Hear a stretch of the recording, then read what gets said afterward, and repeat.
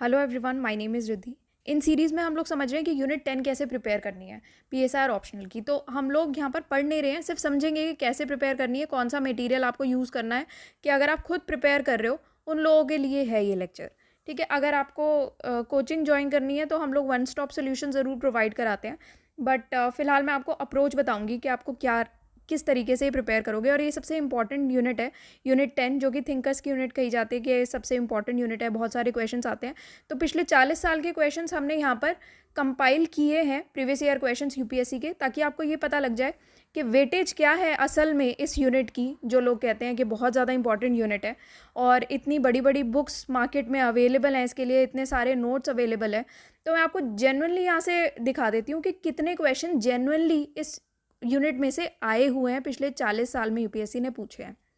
तो जैसे कि आप देख सकते हो यहाँ पर, ये 2020 में एक क्वेश्चन पूछा था, directly evolution of western political thought from ancient to contemporary period. बहुत ही ये बेसिकली एक एप्लीकेशन बेस्ड क्वेश्चन है, तो आपको एंशिएंट टू कंटेम्प्रेरी पीरियड में थोड़ा सा बताना पड़ेगा। आजकल यूपीएससी के फेवरेट क्वेश्चंस में से एक है एप्लीकेबिलिटी क्वेश्चंस या कंटेम्प्रेरी रेलेवेंस। यूपीएससी काफ़ी पूछने लगा है, तो वो चीज़ आपको ऐड करनी पड़ेगी। Contemporary relevance in the case of with in context of India and world both. ठीक है, दोनों का ही आप कंटेक्स्ट में अगर कंटेम्प्रेरी रेलेवेंस याद कर लोगे हर एक चीज़ का, तो बहुत अच्छा हो जाएगा। प्लेटो में से 2019 में लास्ट क्वेश्चन पूछा था, 2015 में पूछा था, 2009 में, 7 में, 6 में, 5, 4, 3। ठीक है, फिर इस तरीके से 2000 में पूछा था, 1994, 93, 92, इस तरीके से। एरिस्टोटल का क्वेश्चन पूछा था 2021 में।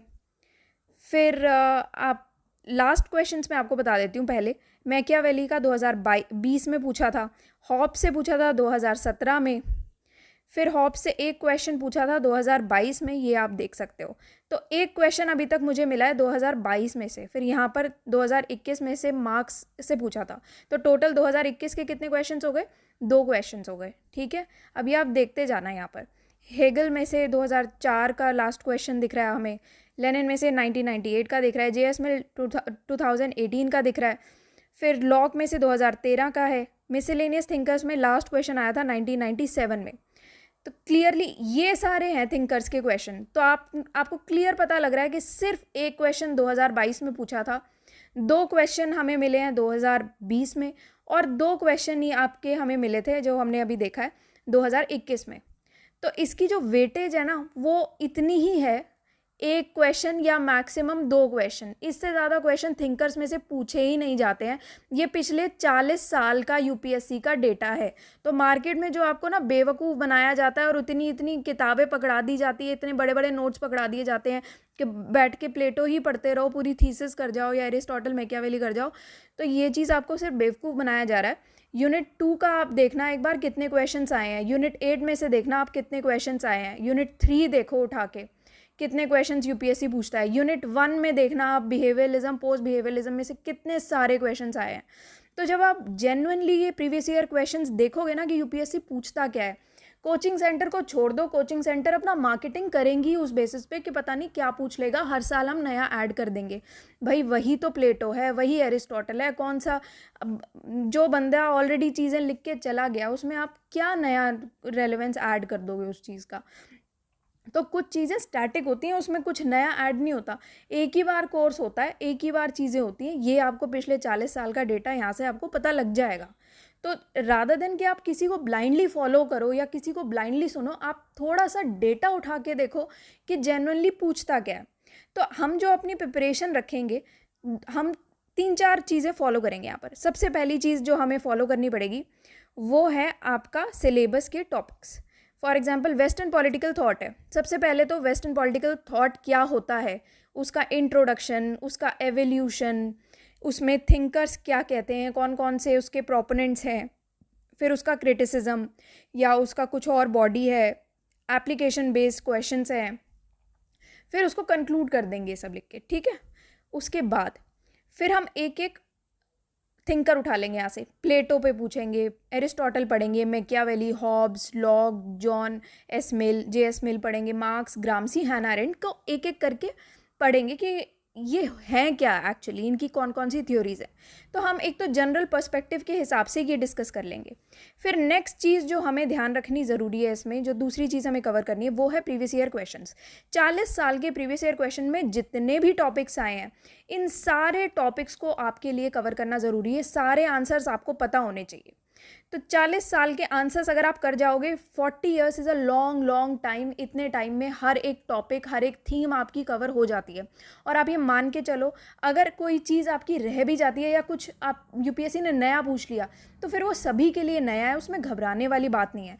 तो रादर देन आप वो एक क्वेश्चन के पीछे अपने इतना टाइम बर्बाद कर देते हो, इसके बजाय अगर आप बाकी 99% तैयारी अगर आप कर ले जाओ ये सारे क्वेश्चंस करके, तो कितना इजी हो जाएगा। और यहाँ पर आप देखोगे कि कैसे यूपीएससी रिपीट करता है। तो जो आपको पोथियाँ पढ़ा दी जाती हैं और इतनी मार्केट में ये चीज़ अवेलेबल होती है, उसका क्या फ़ायदा। 2005 में क्वेश्चन पढ़ना, ये क्या है, the state is individual writ large. 2006 का क्वेश्चन पढ़ना, comment state is individual writ large, ये क्या है। ठीक है, तो ये चीज़ें आपको समझ में आएंगी जब आप प्रीवियस ईयर क्वेश्चंस देखोगे ध्यान से, कि सेम लाइंस पर सेम थीम्स रिपीट हो रही हैं, same questions in fact word to word भी रिपीट हो जाते हैं। तो आपको यहाँ से फिर सब टॉपिक्स पता लग जाएंगे कि एक्चुअली क्या करना है। इधर उधर की रैंडम टेस्ट सीरीज़ लगाने की कोई ज़रूरत नहीं है। टेस्ट सीरीज़ बनाने वाले वो लोग हैं जिनका खुद एग्जाम नहीं निकला हुआ, तो इसीलिए वो चीज़ फॉलो करना आप बंद करें।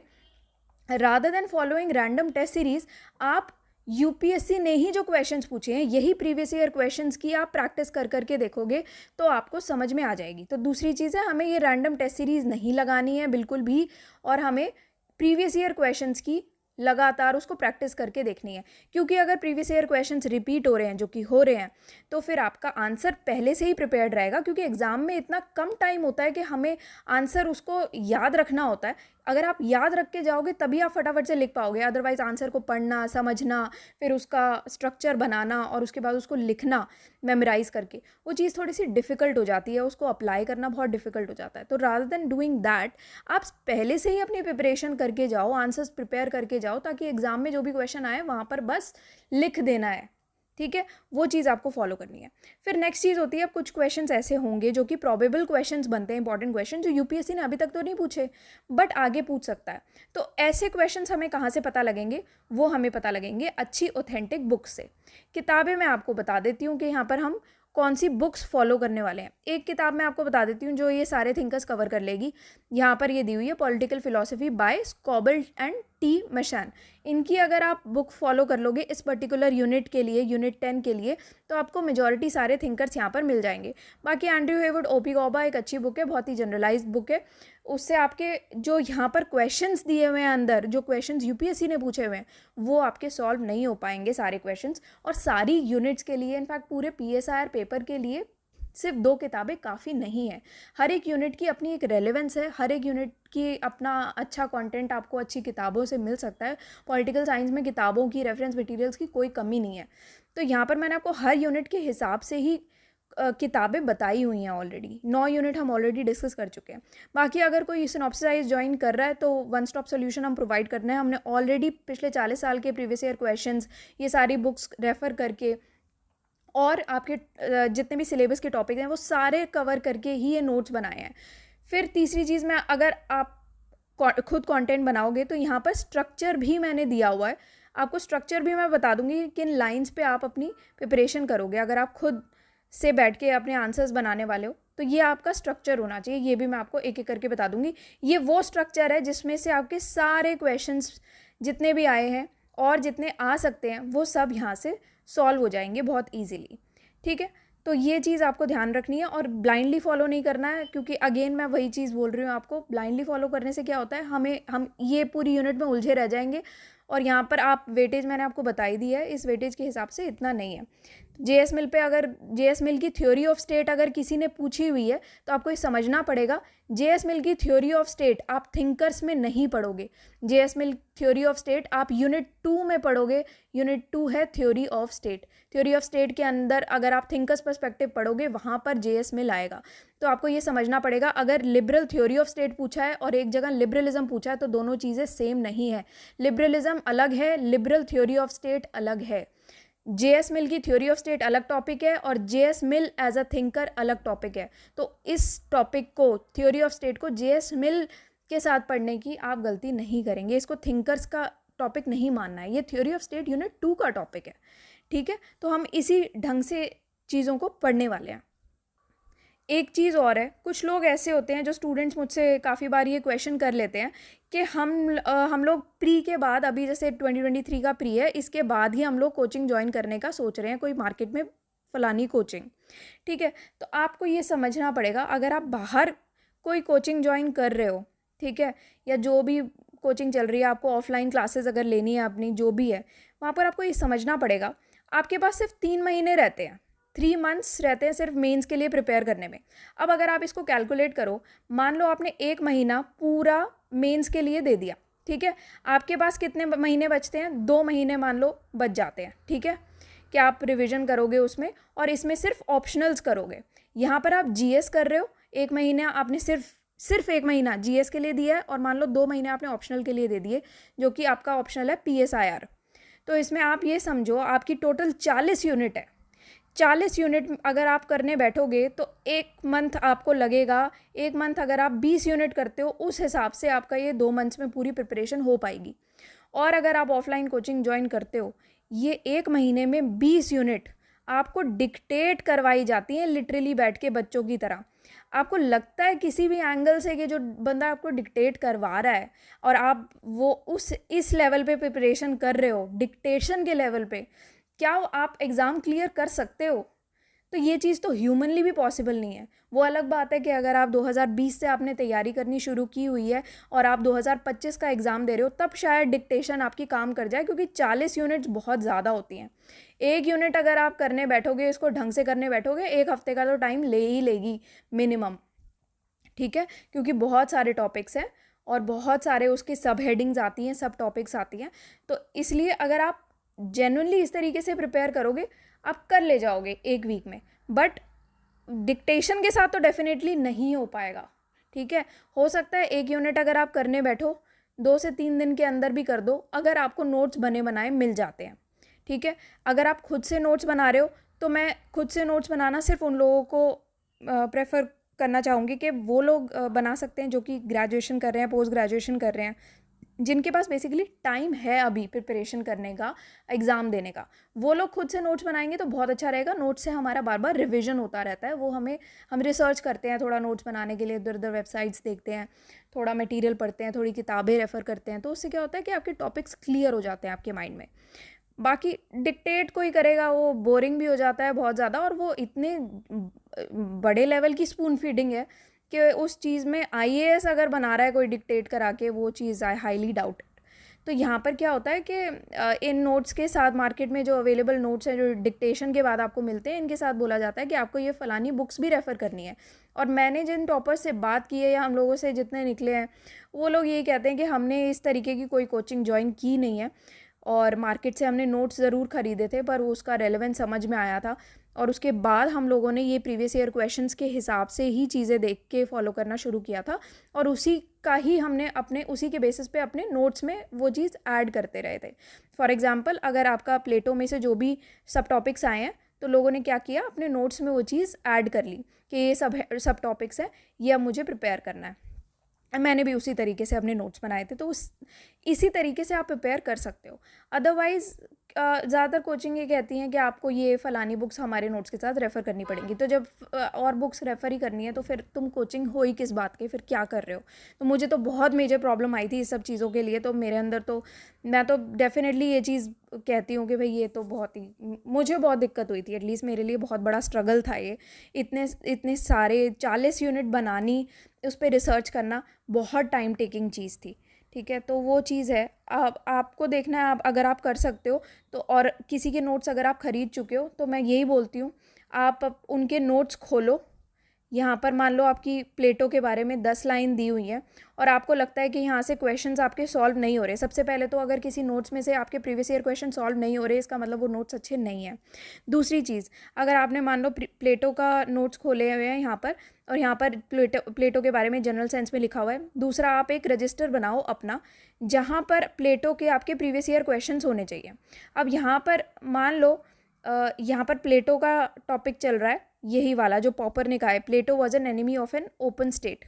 तो यहाँ पर मान लो कार्ल पॉपर का ये टॉपिक चल रहा है और यहाँ पर ओपन सोसाइटी के बारे में ही बात हो रखी है इस जगह आपके नोट्स में।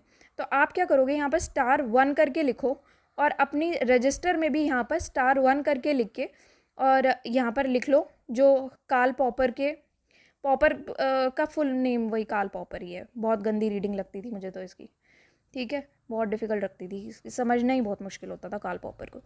कार्ल पॉपर का आप लिखोगे कि Plato was an enemy of an open society, ये आप अपने रजिस्टर में इसका आंसर फ्रेम कर लो पूरा। उससे क्या होगा, जब आप पढ़ने बैठोगे आपको ये नोट्स भी खोलने हैं और अपना रजिस्टर भी खोल के रखना है, और जैसे जैसे ये प्लेटो का टॉपिक चलता जाएगा वैसे वैसे आप अपने आंसर्स को साथ में यहाँ पर पढ़ते जाओगे। तो उससे क्या होगा, आपकी प्रिपरेशन जो है वो हॉलिस्टिक हो जाएगी, पूरी बहुत अच्छे से कवर हो जाएगी। तो जस्ट इन केस अगर आप यही कोचिंग फॉलो करना चाहते हो जो कि बहुत एक्सपेंसिव भी है, तो वो चीज़ आप कर सकते हो कि पैसे तो लग ही गए हैं अब, है ना, अब क्या कर सकते हैं, और अगर टाइम है तो फिर आप यही चीज़ फॉलो कर सकते हो, ठीक है।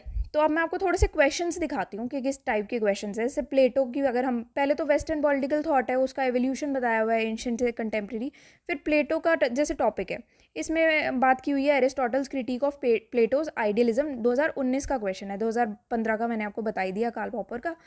फिर 2009 में भी कार्ल पॉपर के व्यूज़ ही लिखे हुए हैं, एंटी प्लेटोनिक, प्लेटोनिक, ठीक है, and hardly ever non platonic, ये चीज़ लिखी हुई है वेस्टर्न पॉलिटिकल थॉट के कंटेक्स्ट में। फिर नेटलशिप का 2007 का क्वेश्चन है प्लेटोस कम्युनिज्म के ऊपर। फिर उसके बाद 2006 का क्वेश्चन मैंने आपको बताई है, 2006-2005 का क्वेश्चन सेम ही है। 2004 का क्वेश्चन है प्लेटो की थ्योरी ऑफ एजुकेशन पर।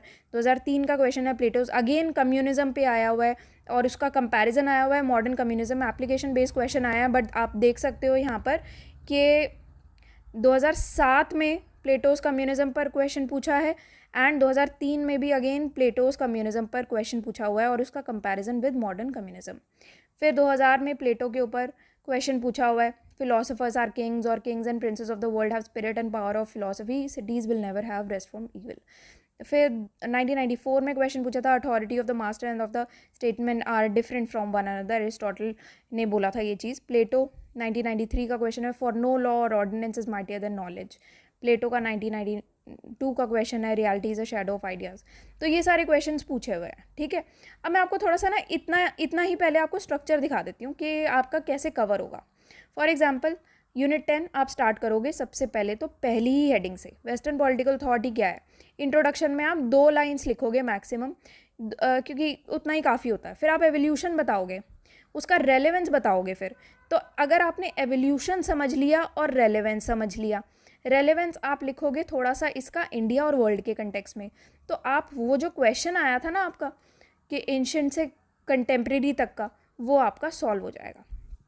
फिर अब आप बात करोगे थिंकर्स कौन कौन से हैं। सबसे पहला प्लेटो है, इंट्रोडक्शन दोगे। Theory of an ideal state, theory of philosopher king, ये वाला क्वेश्चन सॉल्व हो जाएगा जो फिलोसोफर किंग का आया था। आइडियल स्टेट का क्वेश्चन अगर आता है वो सॉल्व हो जाता है। थ्योरी ऑफ एजुकेशन का क्वेश्चन आया था, सॉल्व हो जाएगा। एप्लीकेबिलिटी बेस्ड क्वेश्चंस हैं जैसे प्लेटो का कम्युनिज्म वर्सेस मॉडर्न कम्युनिज्म, ये वाला भी सॉल्व हो जाएगा। Reality is a shadow of ideas, ये वाला भी सॉल्व हो जाएगा, डायरेक्ट क्वेश्चन आया था। इसको क्रिटिसाइज करके कंक्लूड करेंगे। तो यहाँ से आपको ये पता लग गया कि हमारे क्वेश्चंस तो सारे सॉल्व हो जाएंगे यहाँ से। प्लेटो के लिए इतना ही पढ़ना है, और जो मतलब मैं लिटरली मार्केट से प्लेटो की किताब लेके आई थी, वो पूरी किताब दी हुई है सिर्फ इतने क्वेश्चंस के लिए। तो मेरे लिए तो बहुत हैरानी वाली बात थी वो। फिर एरिस्टोटल है, एरिस्टोटल का 2021 का क्वेश्चन है, एरिस्टोटेलियन व्यू ऑफ पॉलिटिक्स है। Then development of modern day constitutional democracy से उसको थोड़ा सा कंपेयर करने की बात की है, उसका रिलेट करने की। फिर 2017 में पूछा था, एरिस्टोटल ने कहा है everywhere inequality is a cause of revolution. 2015 में एरिस्टोटल्स कंसेप्शन ऑफ इक्वालिटी।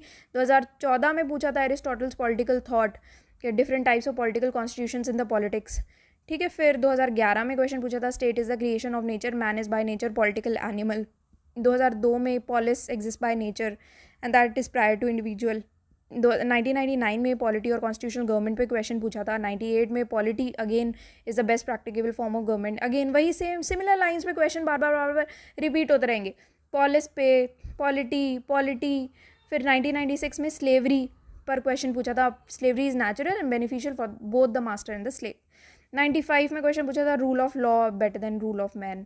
फिर 91 में क्वेश्चन पूछा था the aims pursued by revolutionaries like the origins of revolution. Basically revolution पे क्वेश्चन पूछा हुआ है, यहाँ पर भी पूछा हुआ था 2017 में, वही सेम चीज़ रेपिटेटिव नेचर का क्वेश्चन है।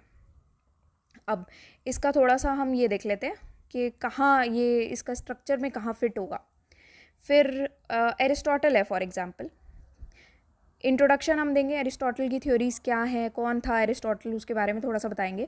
उसका थ्योरी ऑफ स्टेट एक्सप्लेन करेंगे, ये आंसर हो जाएगा हमारा। नेचुरल पॉलिस एक्सप्लेन करेंगे, पॉलिटी वॉलिटी के जितने भी क्वेश्चन थे वो सॉल्व हो जाएंगे। थ्योरी ऑफ रेवोल्यूशन बताएंगे, रूल ऑफ लॉ बताएंगे, थ्योरी ऑफ इक्वालिटी बताएंगे, इक्वालिटी पे काफ़ी सारे क्वेश्चन थे। थ्योरी ऑफ स्लेवरी पर क्वेश्चन एक ही था बट डिस्कस करेंगे हम। फिर थ्योरी ऑफ कॉन्स्टिट्यूशन या फिर बेस्ट प्रैक्टिकेबल स्टेटस पर भी ये क्वेश्चन आया था, ये भी हम लोग सॉल्व करेंगे। फिर एप्लीकेबिलिटी बेस्ड क्वेश्चंस अगर कोई है या कोई आता है तो वहाँ पर हम लोग ये इस हेडिंग में आएगा। मतलब कुछ भी आपका कंटेम्प्रेरी रेलेवेंस या फिर कंपेयर करने को बोला, ये सारा यहाँ पर आएगा। क्रिटिसाइज करके इसको कंक्लूड कर देंगे। नेक्स्ट मैकियावेली है। मैकियावेली का 2020 का क्वेश्चन है। जैसे एक मैकियावेली सेक्युलरिज्म 2018 में पूछा था, मैकियावेली के views on religion and politics. फिर अगेन वही है ना, सेक्युलरिज्म पूछा, व्यूज़ ऑन रिलीजन पूछ लिया।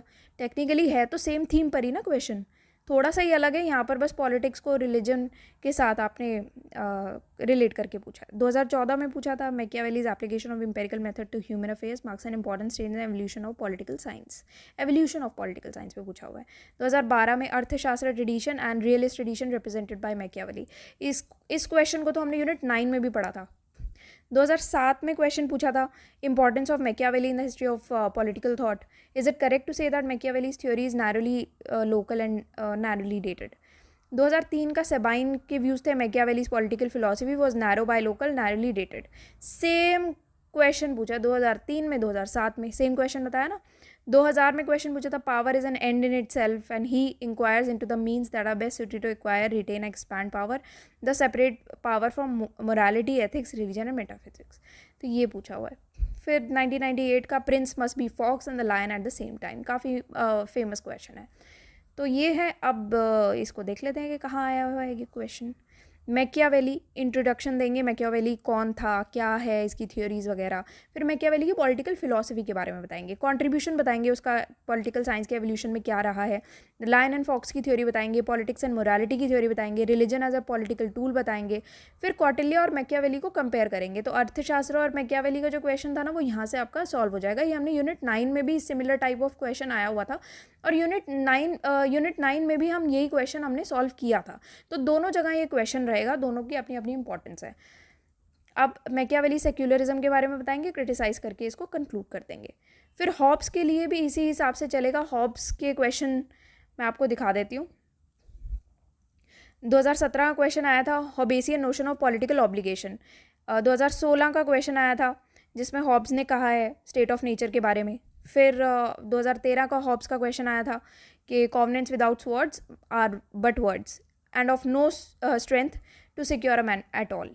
2011 में क्वेश्चन आया था हॉब्स एज एन इंडिविजुअलिस्ट। 2004 में Hobbes starts as an individualist but ends as an absolutist. तो थोड़ा सा इसको मोल्ड एक चीज़ ऐड कर दी है बस, और क्या किया। 2022 में मैंने आपको बताया था individualism is inherent in Hobbes absolutist ideology. ठीक है। फिर ये हम पढ़ेंगे एप्लीकेशन बेस्ड क्वेश्चन है। एप्लीकेशन बेस्ड क्वेश्चन आजकल यूपीएससी के काफ़ी फेवरेट हो गए हैं। 1999 का क्वेश्चन है लिबर्टी और फ्रीडम के कंटेक्स्ट में हॉब्स ने कहा है। फिर सेबाइन के व्यूज़ हैं हॉब्स के बारे में, 1998 का क्वेश्चन है ये, तो थिंकर्स पर्सपेक्टिव में ये क्वेश्चन आ जाएगा। फिर 1995 का अगेन क्वेश्चन आया है place of obligation in political theory. अब ये देख लेते हैं कहाँ फिट इन होगा हॉब्स में। हॉब्स का सबसे पहले आप इंट्रोडक्शन दोगे, कौन है, क्या है, स्टेट ऑफ नेचर बताओगे। हॉब्स का सोशल कॉन्ट्रैक्ट काफ़ी इंपॉर्टेंट है, वो बताओगे। पॉलिटिकल ऑब्लिगेशन भी बहुत इंपॉर्टेंट है। हॉब्स व्यूज़ ऑन सॉवरेनिटी बहुत इंपॉर्टेंट है। फिर हॉब्स थ्योरी ऑफ फ्रीडम आप यहाँ पर मेंशन करोगे, प्रोबेबल क्वेश्चन में बनता है। अच्छी किताबों से जब आप रेफर करोगे तो आपको पता लग जाएगा कि ये सब हेडिंग्स होनी चाहिए। तो सब हेडिंग्स की चिंता मत करना, अब ये मत सोचना है कैसे पता लगेंगी, किताबें खोलो सब पता लगता है। हॉब्स एंड इंडिविजुअलिज्म आप बताओगे, क्रिटिसाइज करोगे, कंक्लूड कर दोगे। कुछ थिंकर्स अगर आपको अच्छे लगे, प्रोपाउंड आप इसके प्रोपोनेंट्स वगैरह अगर आप बताना चाहो वो चीज़ आप डेफिनेटली ऐड कर सकते हो।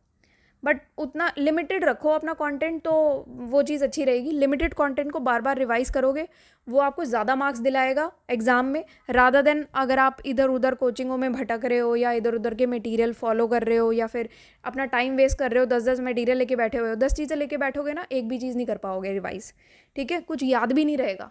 इससे बेटर ये होता है एक मटेरियल उठाओ, उसको ढंग से कर जाओ। वो चीज़ करंट अफेयर्स में भी रहती है, प्रीवियस ईयर क्वेश्चन में भी रहती है, हर एक कोर्स में यही चीज़ है।